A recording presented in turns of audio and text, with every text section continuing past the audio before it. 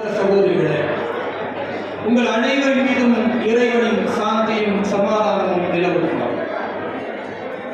இன்றைக்கு இந்த இஃப்தார் நிகழ்வு என்பது பாரதிய ஜனதா கட்சியுடைய மாநில தலைவர் அன்பு சகோதரர் திரு அண்ணாமலை அவர்கள் கலந்து கொள்ளக்கூடிய நிகழ்வாக இருந்தது.